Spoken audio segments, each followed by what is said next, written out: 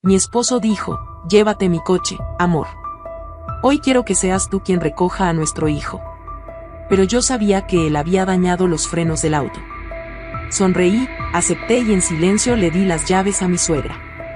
Y por la noche, una llamada de la policía lo cambió todo.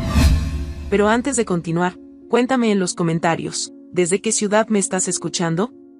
Me encantaría saber hasta dónde ha llegado esta historia. Tal vez tú también hayas sentido ese presentimiento que te dice que algo no está bien, incluso cuando todo parece perfecto por fuera.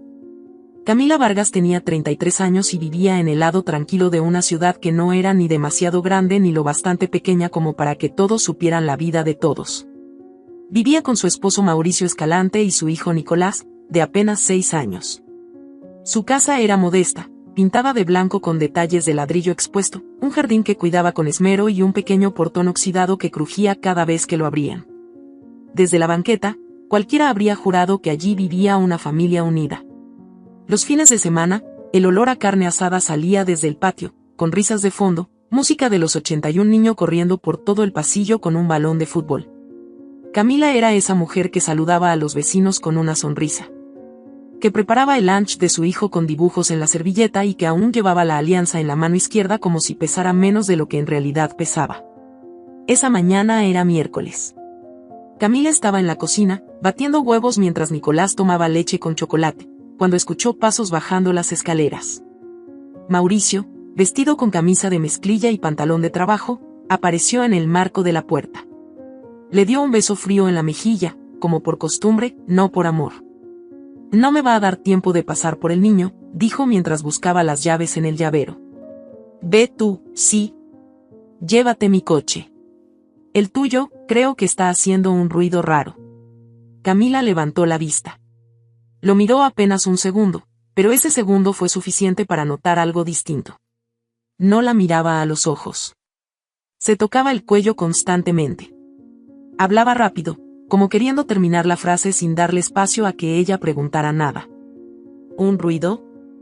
Preguntó sin dejar de remover los huevos. Yo no he oído nada. Lo usé ayer. Mauricio se encogió de hombros, restándole importancia. Seguro es una tontería. De todos modos, prefiero revisarlo yo en el taller. Llévate el mío. Está afuera. Le sonrió, pero esa sonrisa no le llegó a los ojos. En otro momento, Camila no habría pensado demasiado. Pero algo, ese día, le hizo detenerse. No fue una frase. No fue una mirada.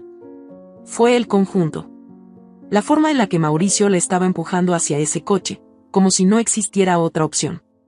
Camila le entregó a Nicolás su mochila y lo vio marcharse con la cuidadora escolar que pasaba a recogerlo. Luego se quedó en la entrada, mirando el coche de su esposo. Estaba limpio, reluciente, con ese brillo artificial que a veces se ve en las cosas demasiado preparadas. Entró a la casa, fue al estudio de Mauricio. Él rara vez permitía que entrara allí. Cosas del taller, decía. Pero esa mañana, el presentimiento le ganó al respeto. Abrió el cajón del escritorio y comenzó a revisar. Papeles del negocio, facturas, cuadernos, y entonces lo vio. Un sobre de Manila. Tenía el logo de una aseguradora impreso en una esquina. Sacó el contenido con manos que comenzaban a sudar. Póliza de seguro de vida. Nombre de la asegurada, Camila del Carmen Vargas. Beneficiario, Mauricio Escalante. Monto asegurado, 2 millones de pesos. Condición, fallecimiento accidental. La cabeza le zumbaba cuando había firmado eso. ¿Por qué estaba su nombre en un seguro que no recordaba haber autorizado? Revisó las fechas. Firmado hacía apenas 14 días. El corazón se le encogió. Volvió a meter todo como estaba y cerró el cajón con lentitud. Caminó hasta el teléfono y marcó a Leticia, una amiga abogada con la que no hablaba desde hacía meses. Leti, soy Camila. Sé que esto suena raro, pero ¿puede un esposo contratar un seguro de vida a nombre de su esposa sin que ella lo sepa? ¿Qué pasó? ¿Estás bien? Solo respóndeme, por favor. Hubo una pausa del otro lado. Sí. En ciertos casos. Si falsifica la firma, si tiene acceso a tus documentos, se puede hacer. Pero es ilegal, Claro, ¿por qué preguntas? Camila cerró los ojos. Sintió un nudo en la garganta. Te marco más tarde. Cortó y caminó hacia la cocina. Se sirvió un vaso de agua y lo bebió de golpe. Miró por la ventana hacia el coche de Mauricio. Por primera vez en años, sintió miedo dentro de su propia casa. Esa noche, mientras veían televisión, Mauricio se sentó junto a ella y puso el brazo alrededor de su hombro. Ella fingió no notar cómo le temblaban los dedos. Mañana tú recoges al niño, acuérdate, sí. Y usa el coche. Lo necesito probar, pero no he tenido tiempo de moverlo. Claro, respondió con voz neutra. Esa madrugada, Camila no pudo dormir. Y no porque Nicolás tuviera fiebre o porque el perro ladrara como loco en el patio. Fue por el teléfono. A las 2:30 de la madrugada, sonó. Una vibración apenas audible. Camila, en silencio, giró para mirar a Mauricio. Él no se movió. Solo su brazo derecho se estiró hacia la mesita de noche, tomó el celular y salió del cuarto en puntillas. Ella se levantó. Caminó sin hacer ruido, descalza, hasta la escalera. Escuchó. Y lo que oyó la dejó helada. Sí, ya está. Mañana la usará. Yo me encargo de que no sospeche. Está todo listo. Nadie va a preguntar nada si pasa como un accidente. Camila retrocedió. Le temblaban las piernas. Volvió al cuarto, se acostó, cerró los ojos. Fingió que dormía cuando él regresó. Al día siguiente, se levantó antes que Mauricio. Preparó el desayuno, le alistó la mochila a Nicolás. Cuando él bajó, ella estaba tranquila. Lo miró con una serenidad tan medida que hasta parecía real. ¿Te parece si hoy le pido a tu mamá que pase a recoger al niño? Preguntó mientras le pasaba una servilleta. Mauricio levantó la vista. ¿Qué? Tu mamá, la señora Lidia. Dijo que quería verlo. Le voy a pedir que me haga el favor. Él se quedó en silencio. Un silencio denso, espeso. ¿Por qué? Preguntó, con tono extraño. Tengo un dolor de cabeza horrible. Me iría bien quedarme en casa. Mauricio frunció el ceño. Se levantó. Caminó hasta ella. La miró fijo. ¿Estás segura? ¿Por qué no mejor vas tú? Digo, ya estaba todo planeado. Camila lo miró sin pestañear. ¿Planeado? Él parpadeó, retrocedió. No, nada. Solo, como ya te lo había dicho, que usaras mi coche, que así lo probabas tú también. Camila le puso la mano en el hombro. No te preocupes. Ya está. Le di las llaves a tu mamá. Mauricio se quedó helado. Por un segundo, sus ojos se abrieron como si acabara de ver un fantasma. Luego, su expresión cambió. ¿Le diste qué? Las llaves. Se llevó tu coche. Él la empujó con violencia hacia un lado y corrió hacia la puerta. Abrió de golpe. Miró la calle. El coche ya no estaba. Volvió hacia ella. ¿Por qué hiciste eso, Camila? Su voz ya no era dulce. No era de esposo. Era un tono seco, duro, casi amenazante. ¿Qué estás insinuando? Nada.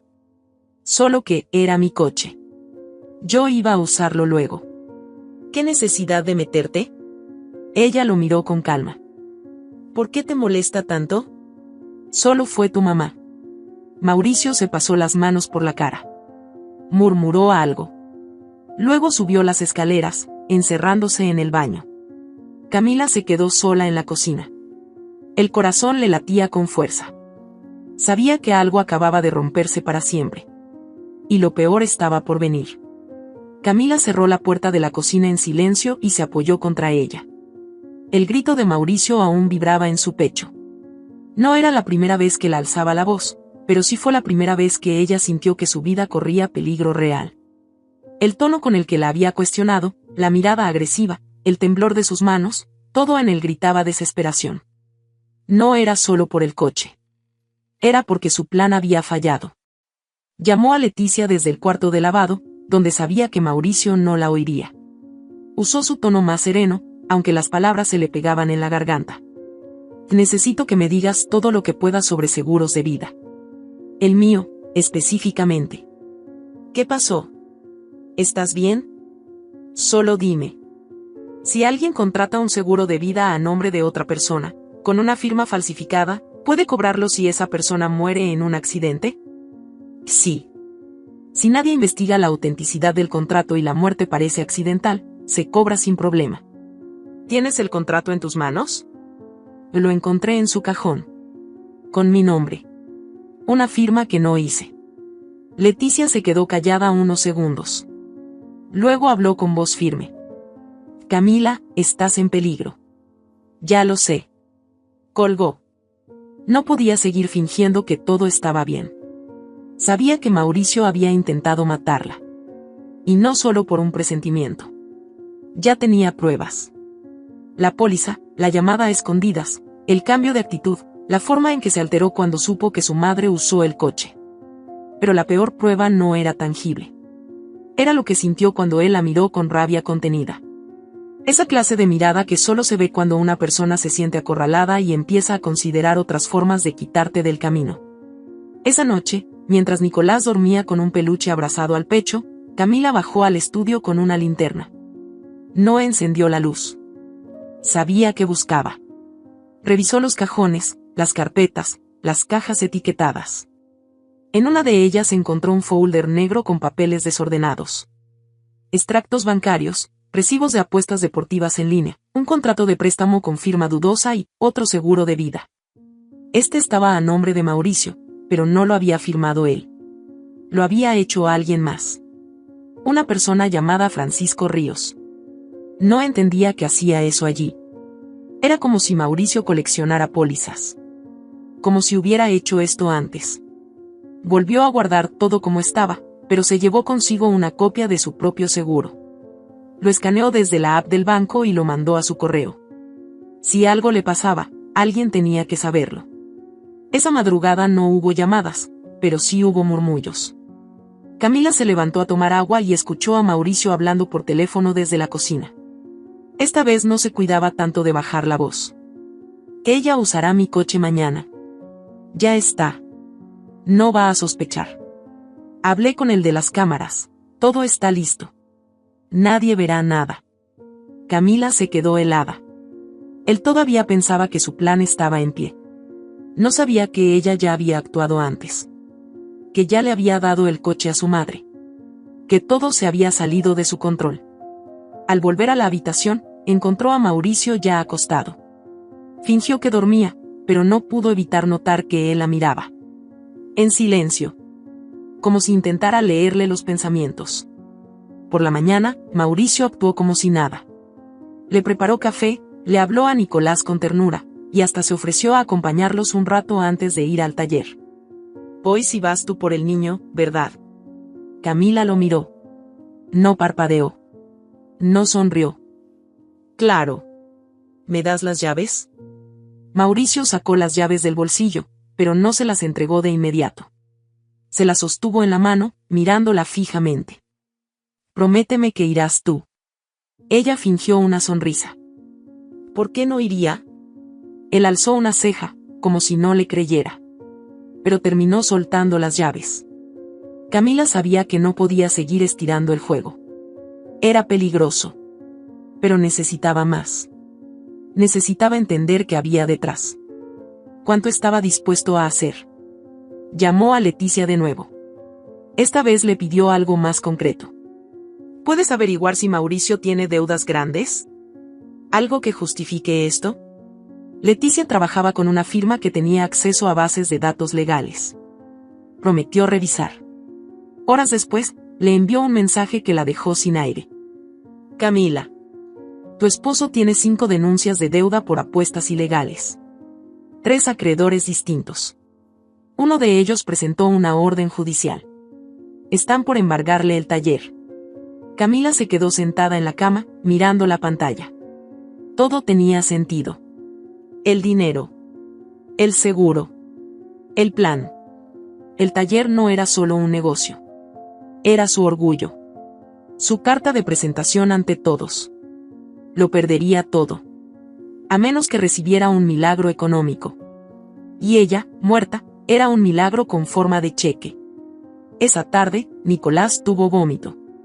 No fue nada grave, pero sirvió como excusa perfecta. No voy a poder recogerlo, Mauricio. Llamé a tu mamá. Ya fue por él.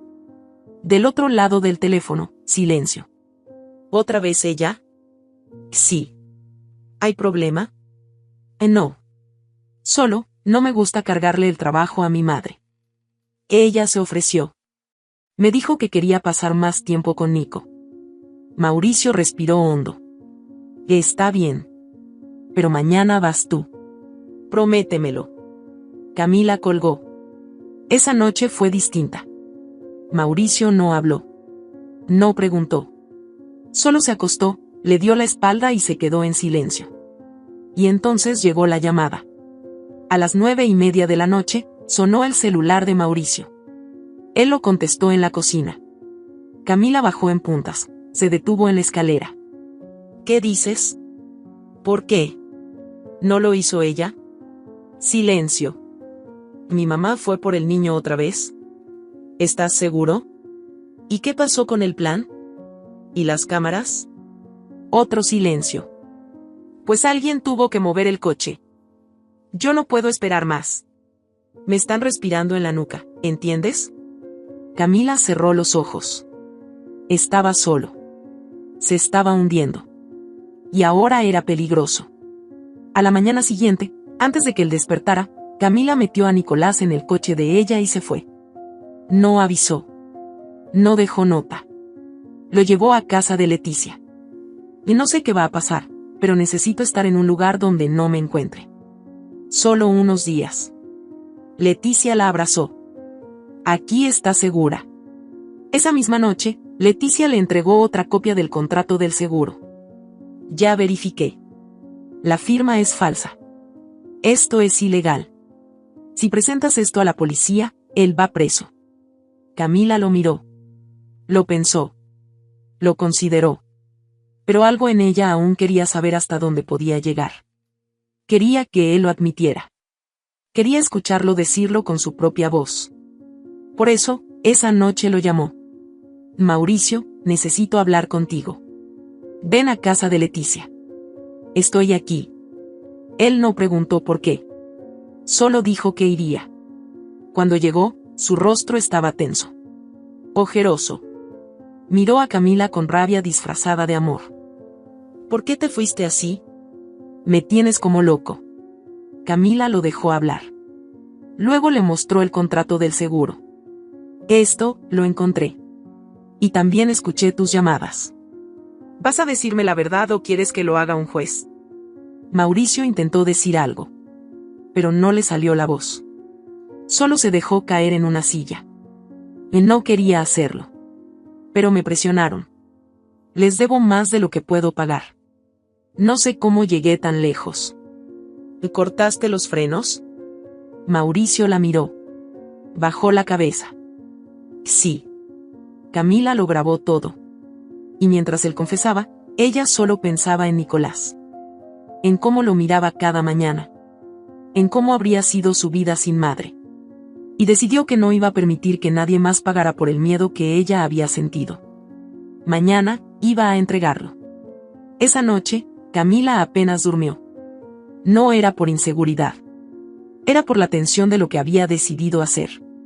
Entregar a Mauricio a la justicia no era solo una decisión legal. Era un adiós emocional.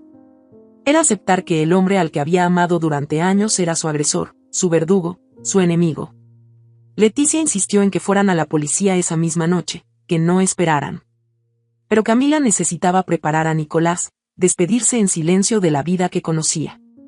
No estaba lista para que, en un segundo, todo lo anterior se volviera pasado oficial, sellado con una denuncia. Por la mañana, se despertó antes que todos.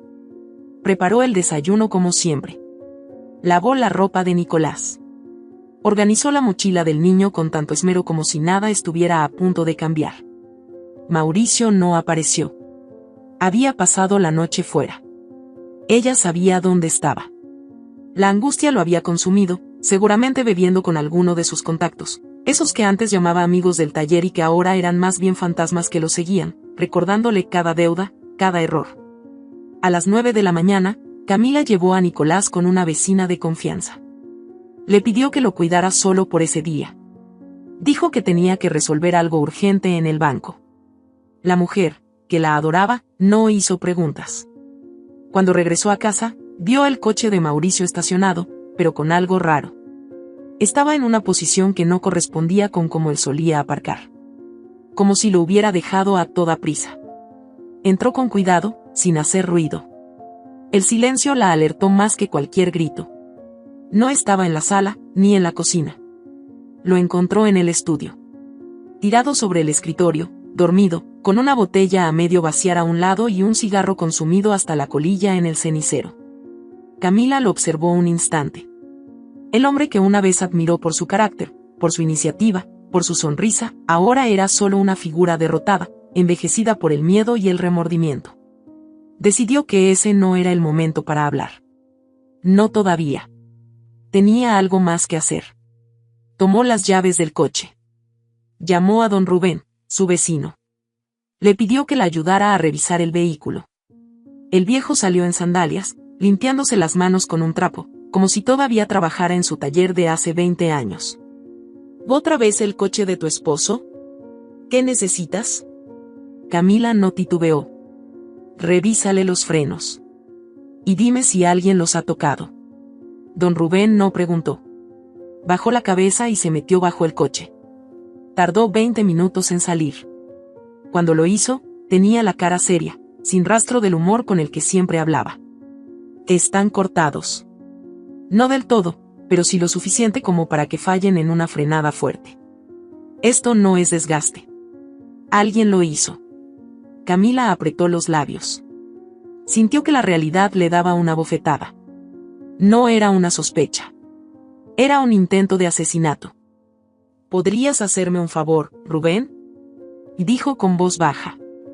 ¿Puedes dejarlo como está y decir que no encontraste nada? El viejo frunció el ceño. ¿Estás metida en algo, muchacha? En algo que necesito resolver a mi manera. Solo necesito tiempo. Él la miró con dureza, pero al final asintió. Lo dejo como está. Pero si algo te pasa, voy a la policía yo mismo. Camila le agradeció y volvió a entrar a casa. Mauricio seguía dormido. Ella se sentó frente a él. Lo observó. Ya no sentía rabia. Sentía lástima. Porque ni siquiera era un monstruo completo. Era un cobarde. Pasaron las horas. A las 3:30, su suegra llamó. Camila, ya pasé por el niño. Pero el coche hace un ruido extraño. ¿Estás segura que está bien? No te preocupes, suegra. Está bien. Mauricio lo revisó. Solo tráemelo con cuidado. Colgó. Temblaba por dentro. Sabía que su suegra estaba a minutos de tener un accidente fatal. Pero también sabía que ese no era el plan original. Mauricio había preparado ese coche para ella, para Camila. Y ahora su madre estaba al volante. A las 4:05, su teléfono sonó. Número desconocido. Contestó. ¿Señora Camila Vargas? Sí. Le hablamos del departamento de tránsito. El vehículo registrado a nombre de su esposo Mauricio Escalante tuvo un accidente hace unos minutos. El corazón se le detuvo. ¿Qué tipo de accidente? Los frenos fallaron. Se estrelló contra un poste. ¿Quién iba manejando? Una mujer de edad avanzada. Fue trasladada al hospital en estado grave. El menor que la acompañaba está bien. Solo golpes leves. Camila se cubrió la boca con la mano. Nicolás. ¿Mi hijo está bien? ¿Estás seguro? Está bien. Está en el hospital. Requiere observación, pero no hay lesiones graves. No pudo contener las lágrimas. Corrió por las llaves, salió disparada de la casa. Llegó al hospital en menos de 20 minutos. Encontró a su suegra inconsciente, entubada. El rostro cubierto de moretones. A Nicolás lo encontró en una camilla, con un brazo vendado y el labio partido, pero despierto. Mami, dijo él, cuando la vio. Ella lo abrazó como si lo hubiera vuelto a parir. Todo está bien, mi amor. Ya pasó. Estoy aquí. No pudo evitar pensar que fue ella quien los puso en peligro. Por probar su punto. Por exponer a Mauricio. Un médico se le acercó. La señora Lidia tuvo un traumatismo craneal. Está estable, pero vigilaremos su evolución. Camila asintió, sin poder articular palabra. Fue hasta el baño. Se encerró en un cubículo. Lloró. Vomitó. Golpeó la puerta con los puños. Al salir, Leticia la esperaba. Lo del coche ya se sabe, le dijo. El perito confirmó que alguien lo manipuló. Van a buscarlo. Van a buscarte a ti, Camila. El coche está a tu nombre. Sintió que el piso se le abría. Yo. Tú. Hasta que se demuestre lo contrario, tú fuiste quien permitió que ese coche saliera con frenos manipulados. Esa noche, la policía llegó a su casa. Mauricio no estaba. La casa estaba vacía. Camila fue a la estación con Leticia. Llevaba la grabación.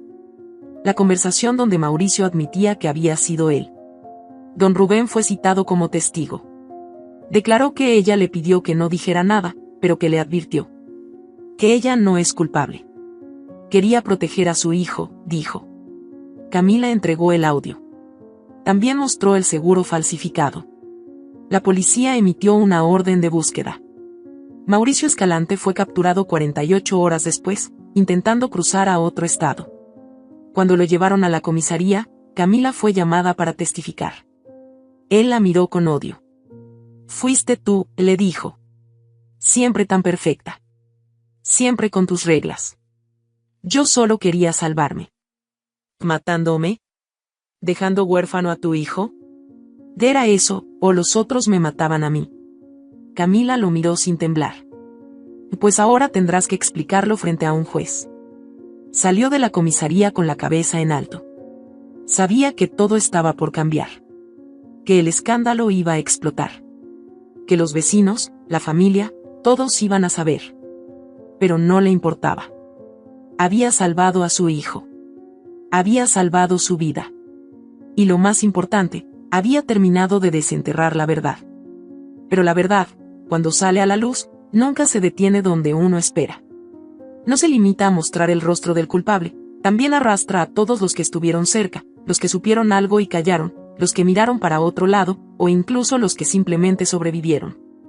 Eran las 6:23 de la mañana cuando el teléfono de Camila sonó. El tono, corto y agudo, se sintió como un disparo en la quietud de la casa. No alcanzó a mirar la pantalla antes de contestar. Solo sabía que algo había pasado. ¿Señora Camila Vargas? Sí, soy yo. Le llamamos del Hospital General de la ciudad. Su esposo, Mauricio Escalante, fue ingresado esta madrugada tras sufrir un accidente vehicular. Está en estado grave. Camila no dijo nada. Sintió que el mundo se apagaba durante unos segundos. La voz del hombre al teléfono continuó sin emociones. Iba solo. Su vehículo impactó contra un muro de contención a alta velocidad. No hay señales de frenado. No llevaba cinturón. Presenta fracturas múltiples. Está siendo intervenido quirúrgicamente en este momento. ¿Solo? ¿Está seguro que estaba solo? Sí. Y necesitamos que alguien de su familia se presente. Usted está registrada como contacto de emergencia. Colgó. Aún en la confusión, una imagen se formó en su mente. Mauricio, dentro del coche, acelerando sin detenerse, chocando contra un muro, sin intención de frenar. No era un accidente. No había sido casualidad. No había sido desesperación.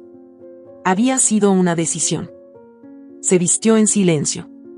Dejó a Nicolás al cuidado de Leticia. Y salió con el alma encogida. El hospital era gris, inhóspito, como si no quisiera que nadie se sintiera bienvenido. La enfermera en la recepción la reconoció de inmediato. Lo están estabilizando. La cirugía duró 3 horas. Todavía no despierta. Camila se sentó a esperar. Los minutos pasaban como horas. No sabía si debía sentir alivio o angustia. Mauricio seguía vivo. ¿Pero para qué? ¿Para enfrentar la justicia? ¿Para cargar con la muerte de su madre? ¿Para mirar a su hijo sabiendo que lo había dejado sin abuela y casi sin madre? Cuando finalmente la dejaron entrar a verlo, le temblaban las manos. El cuerpo de Mauricio estaba cubierto de vendas, tubos, aparatos. No parecía él. Parecía una versión marchita y derrotada de lo que fue.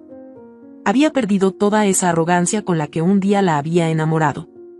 Era solo un hombre roto, atrapado en una cama, esperando el veredicto de la vida.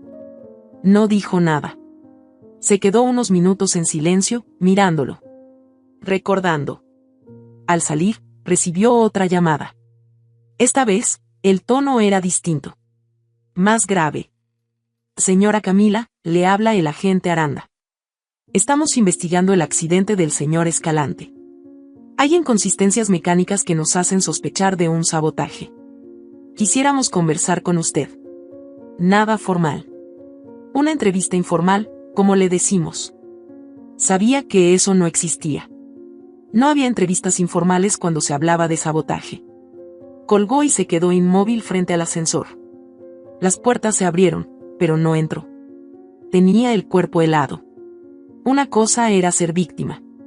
Otra muy distinta era ser señalada por permitir que ocurriera. Sabía lo que había hecho. Sabía que había callado. Que entregó las llaves sin decir nada. Que había esperado a que el plan fallara por sí solo. Y aunque no tocó el coche, ni aflojó los frenos, sabía que cargaba parte de esa tragedia. El agente la recibió esa misma tarde. En una sala pequeña, sin ventanas, con una grabadora encendida sobre la mesa. Gracias por venir, Camila. Sabemos que ha pasado por mucho. Queremos aclarar ciertos detalles. El coche de su esposo mostraba una falla mecánica provocada. Los peritos determinaron que los frenos fueron manipulados. Y usted, bueno, usted no era ajena a ese vehículo, ¿cierto? Lo sabía. El agente parpadeó, sorprendido. ¿Desde cuándo? Desde antes del accidente. Un mecánico de confianza me lo confirmó. Yo lo sabía. Y aún así, permitió que su suegra lo condujera. Camila bajó la mirada. No pensé que ella lo tomaría. Fue una jugada. Quería que él supiera que yo sabía. Que no podía matarme así de fácil. El agente se reclinó en su silla. ¿Sabía que también era ilegal no reportar un intento de homicidio? Camila asintió. Lo sé. Pero si lo hubiera hecho antes, él habría huido. Yo necesitaba que lo enfrentara. Que lo viera derrumbarse. Que pagara. El agente apagó la grabadora. Lo que acaba de decir cambia todo el rumbo de la investigación. La fiscalía decidirá si se le imputa algún grado de responsabilidad. Camila salió sin llorar. Ya no le quedaban lágrimas. Solo un vacío inmenso. Esa noche, Nicolás se despertó con pesadillas. Gritaba el nombre de su abuela. Pedía verla. Camila lo abrazó, y por primera vez, no supo qué decirle. ¿Cómo le explicas a un niño que su abuela murió por un plan que no era para ella? ¿Cómo se le dice que su padre está en un hospital por intentar huir de sí mismo? Pasaron 3 días. Mauricio seguía en coma inducido. El funeral de su madre se realizó en silencio, con pocas personas, y muchas miradas acusadoras. Algunos la culparon a ella. Otros a él. Pero en los velorios siempre hay más hipocresía que dolor verdadero. Camila no pronunció discurso. Solo colocó una rosa blanca sobre el ataúd y se retiró antes que los murmullos la devoraran. Esa misma noche, recibió una carta. Un documento judicial. Citación para declarar ante un juez. No como víctima. Esta vez, como posible coautora. Y supo que el horror no había terminado. La citación judicial no era un simple papel. Era una sentencia anticipada. Camila la tuvo en las manos por más de 1 hora sin atreverse a abrirla. No necesitaba leer para saber que lo que contenía cambiaría su vida otra vez. Cuando por fin desdobló el documento, las palabras parecían hablarle al corazón, no a la mente. Comparecencia como testigo clave con posibilidad de coautora. El peso de esa frase la dejó sin aire. No había dormido bien desde el accidente. Cada noche se repetía en su cabeza la imagen del coche, del rostro de su suegra, del grito de Nicolás. Cada escena la atormentaba, y ahora, con la posibilidad de ser juzgada, la culpa se había convertido en plomo en la sangre. 2 días después, el detective Aranda regresó. Esta vez no venía solo. Un agente de delitos financieros lo acompañaba. Habían encontrado más de lo que esperaban en el teléfono de Mauricio. Encontramos conversaciones con un prestamista local. Varias. No son solo deudas. Hablamos de amenazas, extorsión y un nivel de desesperación que lo llevó a planear tu muerte, Camila. Ella no reaccionó de inmediato. Ya nada la sorprendía. Pero cuando Aranda abrió el expediente y mostró los mensajes impresos, una frase la hizo temblar. No falles. Usa el coche. Tiene que parecer un accidente. Y él, lo escribió él. El agente asintió. Y hay más. Fotos del contrato del seguro de vida. Capturas de pantalla con el monto. La póliza te cubría solo a ti. Y Mauricio era el beneficiario único. Camila bajó la mirada. Ya lo sabía, pero leerlo, verlo en papel, lo hacía todo más real. Más sucio. Más doloroso. Tenemos un testigo. El prestamista se entregó. Dijo que Mauricio le ofreció parte del seguro si todo salía bien. Declaró que él mismo presionó para que acelerara el pago. Entonces, ¿por qué me investigan a mí? El segundo agente intervino. Porque sabías. Y no lo reportaste. Y porque hay lagunas en los tiempos. Tu silencio puede interpretarse como complicidad. No lo afirmamos. Pero podría ocurrir. Las piernas de Camila comenzaron a fallarle. Se sentó sin decir palabra. Sentía que le estaban arrastrando al mismo abismo que había intentado evitar. Queremos que esté preparada. Mauricio está por despertar. Ya abrió los ojos. Está consciente. Que él pide verla. Solo a usted. La propuesta cayó como piedra. Verlo. Escucharlo. Mirarlo a los ojos. Saber si había algún rastro de arrepentimiento. O si simplemente era el mismo hombre al que se le había caído la máscara. Leticia no estuvo de acuerdo. Y él quiso matarte, Camila. No tienes nada que hablar con ese hombre. Pero Camila necesitaba respuestas que solo Mauricio podía darle. Y sabía que no podía cerrar ese capítulo sin escucharlo. Fue al hospital esa misma noche. El pasillo tenía ese olor característico a alcohol y desinfectante que siempre anuncia que algo no está bien. Mauricio estaba en la sala 304, custodiado por un oficial en la puerta. El mismo agente Aranda había autorizado su entrada. Cuando entró, Mauricio la miró. Los ojos hundidos, la piel amarillenta, los labios partidos. No era el mismo hombre que la había conquistado. Ni siquiera era el que la había traicionado. Era una sombra. Tú, viniste. Dijiste que querías verme. Debimos morir los dos. Tú arruinaste todo. Camila se quedó helada. No por sorpresa, sino por confirmación. No había arrepentimiento. Solo rencor. ¿Que eso es lo que te duele? Que no morí. Tú no entiendes. Ellos me estaban cazando. Me iban a matar. Me iban a encontrar, Camila. Era la única salida. Y esa salida era matarme. Tú no ibas a sufrir.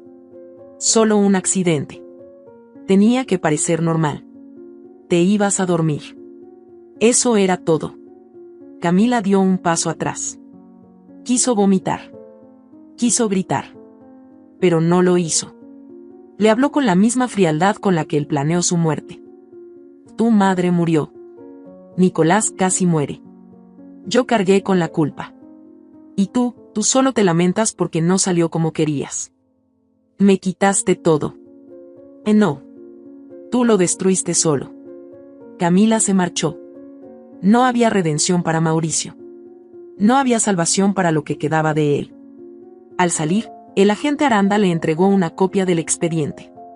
Las pruebas eran concluyentes. Pero aún así, su testimonio sería clave. Y sabía que pronto, el mundo entero conocería la verdad.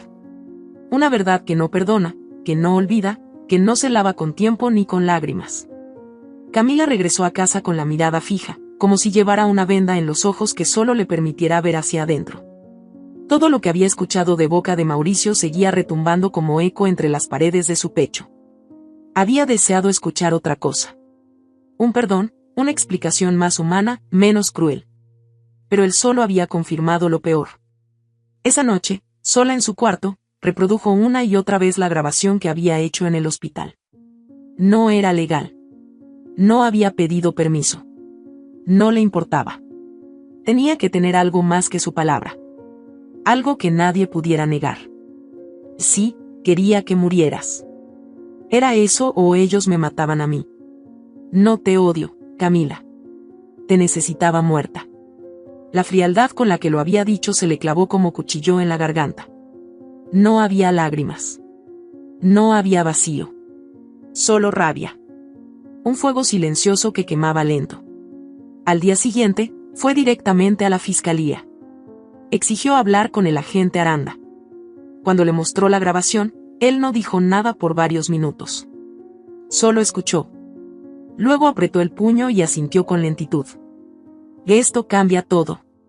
Es una confesión directa. Ya no hay forma de evitar el juicio. Vamos a solicitar la imputación formal y pedir prisión preventiva. Camila salió de ahí con una mezcla de alivio y miedo. Por fin había dado un paso firme hacia la justicia, pero sabía que eso solo iba a desatar más oscuridad. Mauricio no estaba solo. Tenía enemigos, deudas, alianzas sucias. Y todos esos hilos rotos ahora iban a moverse con fuerza. 2 días más tarde, la prensa comenzó a tocar la puerta. El caso se había filtrado. Titulares como marido intenta matar a su esposa para cobrar el seguro comenzaron a circular por las redes. Camila tuvo que cerrar sus cuentas. Algunos la defendían. Otros la culpaban. El juicio social había comenzado antes que el judicial. Los abogados de Mauricio no se quedaron quietos. Contraatacaron rápido. Presentaron documentos, correos impresos, mensajes cortados fuera de contexto. Argumentaban que Camila había sabido todo desde antes y que, al no denunciar, se había convertido en cómplice. Ella tuvo la oportunidad de salvar a su suegra y no lo hizo. De hecho, le dio las llaves del auto. Eso no es omisión. Eso es complicidad. Esa fue la frase que apareció en la televisión. Nicolás la vio. Le preguntó si era cierto. Camila lo abrazó fuerte y lloró. Por primera vez en semanas, lloró con rabia, con miedo, con culpa. Leticia quiso interceder, pero su declaración como testigo también era comprometida. Ella tampoco sabía que había peligro. Solo había llevado el auto para ayudar. El juez fijó audiencia preliminar para el lunes. Camila no durmió en toda la semana. Cada noche revisaba los documentos, la grabación, el expediente. Cada palabra, cada fecha, cada movimiento estaba bajo la lupa. Llegó el día. El tribunal estaba lleno. La prensa esperaba afuera. Camila se sentó en la primera fila, con Leticia a su lado y Nicolás en casa, resguardado por una vecina de confianza. Mauricio entró en silla de ruedas, con una mirada que no contenía ni vergüenza ni dolor. Solo derrota y rencor. Evitó verla. El fiscal presentó la grabación. Los peritos la validaron. No había edición. Era auténtica.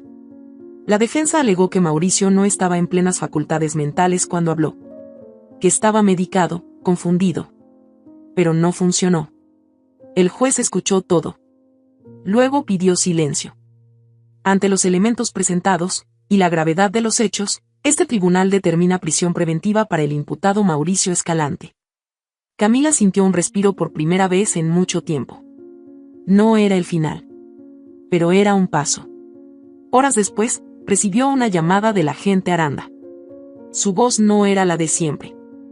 El prestamista desapareció. ¿Cómo que desapareció? Se fue.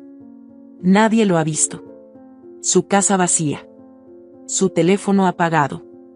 Tenemos una orden de localización, pero parece que alguien lo alertó. Camila cerró los ojos. Algo se había salido del control. Y ese algo se movía en la oscuridad, mucho antes de que ella llegara a la verdad. Pasó un año. El calendario ya no marcaba fechas de miedo. Ahora marcaba días de reconstrucción. Camila se había mudado con Nicolás a una ciudad costera pequeña, donde nadie conocía su nombre anterior. Legalmente, ya no era Camila Vargas. Ahora se llamaba Elena Cruz. El pasado se había convertido en cenizas, pero sus cicatrices seguían hablándole desde adentro. Cada mañana, llevaba a Nicolás al colegio con una sonrisa que se había vuelto real con el tiempo. Había dejado de fingir. No porque el dolor se hubiera ido, sino porque había aprendido a vivir con él sin que la dominara. En la nueva ciudad trabajaba como correctora de textos. Tenía una pequeña red de amistades sencillas y limpias. Nada de fiestas, nada de excesos. Su vida ahora se movía con la calma de quien ha sobrevivido a una tormenta y sabe valorar la brisa. En secreto, había escrito un libro. Lo tituló Morir por amor, historia de un matrimonio perfecto. Usó un seudónimo. Nadie podía saber que la historia era suya. En las librerías, lo promocionaban como una ficción psicológica basada en hechos reales. Fue un éxito inesperado. Había lectores que escribían a la editorial diciendo que les había salvado la vida. Que les había abierto los ojos. Que gracias a ese libro, salieron de relaciones peligrosas. Elena nunca respondió esas cartas. Pero las leía con los ojos llenos de agua. Mauricio seguía en prisión. La investigación del prestamista había sido cerrada por falta de pruebas. Nadie supo qué pasó con él. Algunas versiones decían que lo mataron. Otras, que había huido del país con ayuda de contactos. Camila ya no buscaba respuestas. Había aprendido que hay misterios que no necesitan resolverse, solo soltarse. Cada año, el 17 de noviembre, Elena regresaba a su antigua ciudad. Lo hacía sola. Nicolás no sabía. Visitaba el cementerio, llevaba flores blancas y se sentaba frente a la tumba de su suegra. No hablaba. No rezaba. Solo cerraba los ojos y dejaba que el viento le dijera lo que tuviera que decirle. Era su manera de pedir perdón. De agradecer. De sanar. Una tarde cualquiera, mientras preparaba el almuerzo, sonó el timbre. Era Samuel, un maestro de primaria que había conocido meses atrás en una librería. Habían comenzado a hablar de libros, luego de películas, y sin darse cuenta, de la vida. Él no sabía nada de su pasado. Solo conocía a Elena Cruz, una mujer reservada, dulce y con una tristeza hermosa en la mirada. Samuel había comenzado a visitarla con frecuencia. Jugaba con Nicolás, le enseñaba ajedrez, le cocinaba cosas nuevas. Poco a poco, Elena había empezado a abrir una puerta que creía sellada para siempre. Esa tarde, preparó té. 2 tazas. La de siempre y otra nueva que había comprado esa mañana. La sirvió con galletas. Se sentaron en la sala. Samuel hablaba de su día, de una niña que había escrito un cuento sobre un dragón sin alas. Elena lo escuchaba, pero algo dentro de ella, una sombra antigua, se activó. Antes de que él pudiera llevar la taza a sus labios, ella sonrió. ¿Qué espera? Mejor toma esta otra. Me confundí. Le cambió la taza. Samuel no notó nada. Siguieron hablando. Pero Elena sabía que no era por el té. Era por lo que había sentido. La desconfianza ya no era paranoia. Era defensa. Era el nuevo instinto de una mujer que había muerto y renacido. Esa noche, mientras Nicolás dormía, Elena escribió una frase en su diario. Hay traiciones que matan. Y hay traiciones que despiertan. Yo desperté. Cerró el cuaderno y miró al cielo desde su ventana. Por primera vez en mucho tiempo, no sintió miedo. Porque comprendió que el verdadero renacer no está en empezar de cero, sino en encontrarle sentido a cada cicatriz. Que el dolor no es una condena, sino un maestro severo.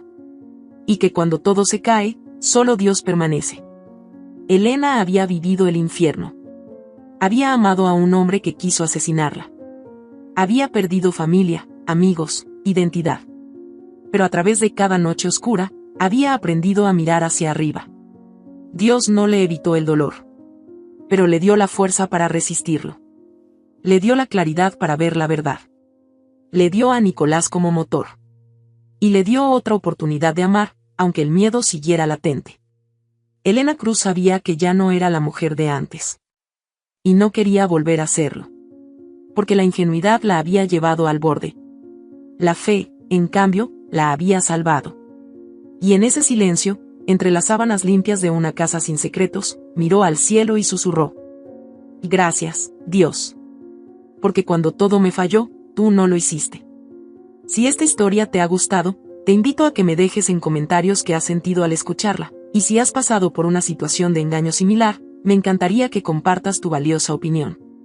Hay muchas personas pasando por una situación similar, esperamos que su voz viva en ti. Comparte esta historia, y sé parte del cambio. Recuerda decirme desde qué ciudad estás viendo este video. Me sentiría muy honrada si me dejas un like, compartes el video con algún amigo o familiar y te suscribes al canal. No te pierdas la próxima historia sorprendente que está apareciendo en tu pantalla en estos momentos. Tenemos entretenimiento garantizado exclusivamente para ti. Nos vemos en el siguiente video.